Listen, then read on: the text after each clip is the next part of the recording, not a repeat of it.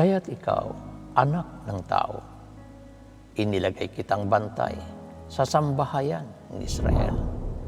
Tuwing maririnig mo ang salita mula sa aking bibig, bigyan mo sila ng babala mula sa akin. Mga mahal kong kapatid, narito na ang bantay na nagpapahayag sa mga mangyayari sa hinaharap.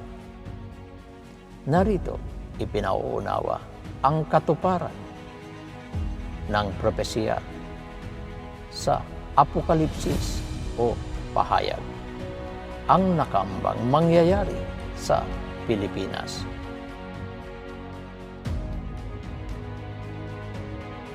Kaya ang pagtakas at paglikas ay higit nangang malapit na. At ang ahas ay nagbuga sa kanyang bibig sa likuran ng babae ng tubig na gaya ng isang ilog upang maipatangay siya sa agos. At tinulungan ng lupa ang babae at ibinuka ang kanyang bibig at nilamon ang ilog na ibinuga ng dragon sa kanyang bibig. At nagalit ang dragon sa babae at umalis upang bumaka sa nalabi sa kanyang binhi na siyang nagsisitupad ng mga utos ng Diyos at mga may patutuo ni Jesus. Hayag na sa inyo dito sa group chat ang mga naipadalang mga di pangkaraniwang, mga kahindi-hindi o kasindak-sindak na mga kaganapan na halos marami ng buhay ang nadamay sa mga trahedya na nasaksihan na natin araw-araw. Ngayon dumating na tayo sa pagbabantay sa kaganapan, sa pagkilos ng pulang dragon ay masigasig na ang paggambala sa mga usapin na pananakop. Ang dragon na ito ang kakasangkapanin ng ating Panginoong Diyos para sa kawasakang darating sa kasalukuyang daigdig. Ang hindi nalalaman ng marami, ang kampon ng dragon ay nasa loob na sila ng ating bansa na palihim na kumikilos para lubusan nilang makubkob ang lupa ng mga hinirang ng ating Panginoong Diyos na sumasagisag sa isang termino na babae o inang bayan. Nalalapit na nilang isakatuparan ang binabanggit sa pahayag o Apokalipsis na propesya ng ating Panginoong Diyos. Ngunit binigyan ang babae ng dalawang pakpak na tulad sa malaking agila upang makalipad sa isang lugar sa ilang na inihanda para sa kanya. Doon siya aalagaan sa loob ng 3 kalahating taon, malayo at ligtas sa dragon. Dahil dito, nagbuga ang dragon ng maraming tubig, parang baha, upang tangayin ang babae. Pero tinulungan ng lupa ang babae. Bumitak ito ng malalaki at hinigop ang tubig na galing sa bibig ng dragon. Pagpapaunawa. Ang Iglesia ni Kristo hinirang ang babae o anak na babae ng Sion. Ang binigyan ng 2 pakpak na sumasagisag sa karunungan at katotohanan. Kaya nakalipad o kaya makararating doon sa ligtas na dako o banal na dako dahil naipaunawa ang mensahe ng ating Panginoong Diyos. mula sa banal na kasulatan.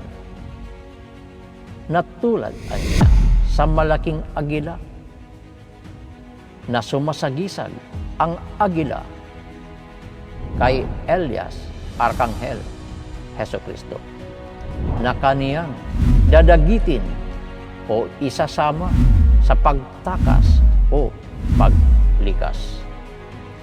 Ang mga taong sasampalataya, yung kaniya makalilipad sa isang lugar, sa ilang na inihanda para sa kanya. O mga mahal kong kapatid, sa isang lugar na inihanda ng ating Panginoong Diyos. Doon aalagaan sa loob ng 3.5 taon. Ang Iglesia ni Cristo hinirang, ang anak na babae ng Sion, na malayo at ligtas sa dragon. Habang pinupugpog ang Pilipinas at naglalagay ng pinsala sa kalupaan ng mga hinirang, ulipang hinirang, kaya hindi magagambala ng pulang dragon ang lahat ng sumama sa pagtakas o paglikas. Dahil dito, nagbuga ang dragon ng maraming tubig, parang baha, upang tangayin ang babae. Ang pulang dragon ay magbubuga ng parang ilog sa babae, inang bayan o Pilipinas. Paano bubuga ang pinatutungkulan na pulang dragon? Bubuga o bibigkasin ng bibig ng magpapasya na bugaan ng parang ilog ang babae. Kaya isang napakalaki at napakataas na tsunami na sukat ikawasak ng buong Pilipinas. Pero tinulungan ng lupa ang babae. Bumitak ito ng malalaki at hinigo ang tubig na galing sa bibig ng dragon. Ang bibig na lupa ay yan ang ring of fire na pinabuka ng ating Panginoon para lahat ng mga patay na di sumama sa pagtakas o paglikas at lahat ng mga winasak o mga masasabing kalat na lang sa ibabaw ng Pilipinas ay nilamon na ng lupa, magiging ilang o patag na ang kalupaan ng mga hinirang, sapagkat diyan lalapag lamang ang banal na lungsod. Kapag lubusan ng wasak ang lahat ng bagay sa dating daigdig o patay na ang lahat ng mga nabubuhay. Iba sa pag-asa ng mga kapatid nating mga Iglesia ni Cristo na umaasa na sila sa araw ng paghuhukom. Iaakyat na sila sa langit.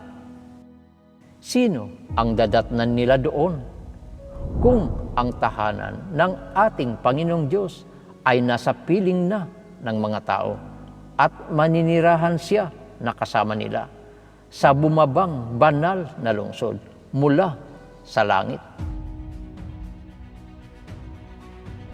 Ang hindi nila unawa ay lilipas pa ang 1,000 taon bago dumating ang araw ng paghuhukom. At nakita ko ang banal na lungsod, ang bagong Jerusalem na bumababa mula sa langit, buhat sa Diyos, gaya ng isang babaeng ikakasal. Siya'y nakabihis at nakahanda sa pagsalubong sa kanyang mapapangasawa. Narinig ko ang isang malakas na tinig mula sa trono. Tignan ninyo, ang tahanan ng Diyos ay nasa piling na ng mga tao. Maninirahan siyang kasama nila at sila'y magiging bayan niya. Diyos mismo ang makakapiling nila at siya ang magiging Diyos nila. Pagkatapos nito, nakita ko ang isang anghel na bumababa mula sa langit. Hawak ang isang malaking kadena at ang susi ng napakalalim na hukay. Sinungaban niya ang dragon, ang matandang ahas na walang iba kundi ang Diablo o Satanas, at ginapos ito sa loob ng 1,000 taon. Ito'y inihagis ng anghel sa napakalalim na hukay, saka isinara at tinatakan ang pinto nito upang hindi siya makapandaya pa sa mga bansa hanggat hindi natatapos ang 1,000 taon. Pagkatapos nito'y palalayain siya sa loob ng maikling panahon. Iba na ang pinatutungkulang dragon na sumasagisag na sa matandang ahas. Siya ang Diablo o si Satanas. Nagagapusin sa loob ng 1,000 taon. Kaya payapa ang mga tao sa bagong daigdig. Dahil wala nang masamang kaisipan na babangon sa lahat ng nakatira sa banal na lungsod. Pagkatapos ng 1,000 taon, ay palalayain si Satanas mula sa kanyang pagkabilanggo.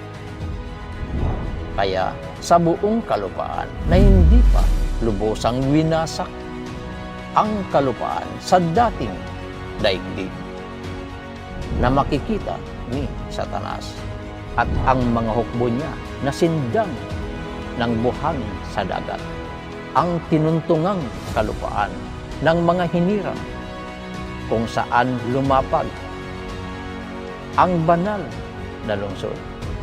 Kumalat sila sa buong daigdig at pinaligiran ang kampo ng mga hinirang ng Diyos at ang pinakamamahal na lungsod. Ngunit umulan ng apoy mula sa langit at tinupok ang mga kampon ni Satanas. At ang Diablong nandaya sa kanila ay itinapon sa lawa ng apoy at asupre na pinagtapunan din sa halimaw at sa huwad na propeta. Pahihirapan sila doon araw at gabi, magpakailanman. Sa kapalamang bababa sa langit ang literal na Kristong Panginoon. Pagbalik ng kanyang espiritu sa kanyang mismong katawan. Pagkatapos niya na maghari sa loob ng 1,000 taon, gamit ang katawan ni Elias Arkanghel na siyang kawangis niya na anak ng tao. Daratnan niya ang mga hinirang na wala ng kapintasan o anumang batik ng kasalanan, sapagkat mapalad na nakasama sa mga nakatakas o nakalikas at nakapanirahan sa banal na bayan na bagong Jerusalem sa loob ng 1,000 taon. Yan ang tiyak na makararating sa langit. Sila ang makasasalubong sa Kristong Panginoon. Mapapalad na wala ng kapangyarihan ang ikalawang kamatayan, na para sa mga kinulang sa pananampalataya na nagbigay hapis sa banal na Espiritu na nakalulungkot. Kung hindi pa mapapabilang sa mapalad na makapanirahan sa langit na tahanan ng ating Panginoong Diyos, na kahit pa Iglesia ni Kristo na hindi nakaabot sa pamantayan ng ating Panginoong Diyos para mapabilang sa maliligtas. Mali ang pagkaunawa ng mga kapatid sa Iglesia ni Kristo na agad nang makaaakyat sa langit kapag ang inaasahan ng mga kapatid ang kanilang pagpapaunawa. Sapagkat wala pang makapagsasabi sa sinuman na nabubuhay ngayon na siya ay karapat-dapat ng makarating sa langit. Dahil walang makatatayo ngayon kahit isa sa harap ng ating Panginoong Diyos para masabi na niya na siya ay banal at wala ng kapintasan. Tanging ang makapagsasabi lamang niyan ay yaong nakapamumuhay sa loob ng banal na bayan na bagong Jerusalem na ibibilang ng mga hinirang ng ating Panginoong Diyos. Ang mga ganap na sumampalataya sa kawangis ng anak ng tao na kanilang pinaglakipan ng kanilang espiritu na inatasan na magsagawa ng lahat ng kaniyang balak para may sakatuparan ang kaniyang banal na kalooban. Ako ang anak ng tao na nagpapaunawa sa inyo ngayon. Ako ay nakabalik na rito na sa piling ninyo. Wala akong sinalita sa ganang aking sarili. Ako ang naatasan ng aking Ama, ang maghahatid sa inyo para makarating kayo sa aking Ama. Kung saan ako paroroon, ay doon din naman kayo paroroon. Amen. Magtatagal pa ba kung pinipersa na ng pulang dragon ang inang bayan?